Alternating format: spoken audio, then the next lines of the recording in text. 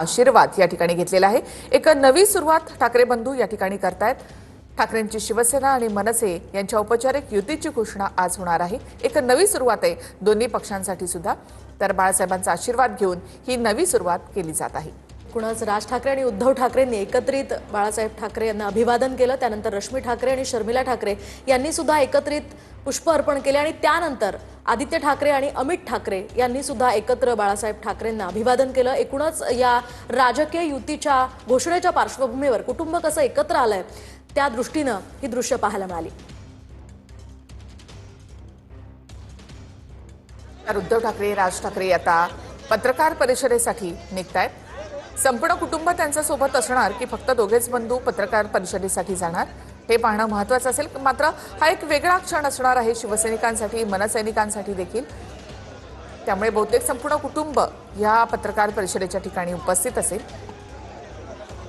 याआधी एकाच व्यासपीठावरून दोघे बंधू एकत्र येत असल्याची घोषणा त्यांनी केली होती। संपूर्ण कुटुंब एका स्टेजवर आलेलं होतं आणि एका फ्रेममध्ये आपल्याला संपूर्ण ठाकरे कुटुंब पाहायला मिळालं होतं। आज मात्र ही राजकीय युती आहे। राजकीय युतीची घोषणा केली जाणार आहे। जसं मी म्हटलं की राज ठाकरे यांनी यापूर्वी कधीही युती केली नव्हती किंवा ते कोणत्या युती किंवा आघाडीमध्ये गेले नव्हते। आपण नेहमी स्वतंत्रच लढणार असं राज ठाकरे म्हणत होते।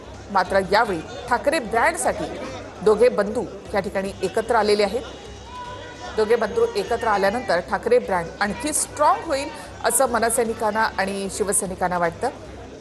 त्यामुळे बऱ्याच काळापासूनची इच्छा मराठी माणसाची ही पूर्ण होते आणि औपचारिक अशा राजकीय युतीची घोषणा आता काही वेळातच केली जाणार आहे। पुन्हा एकदा उद्धव ठाकरे राज ठाकरे यांच्या गाडीमधूनच पत्रकार परिषदेसाठी जात आहेत।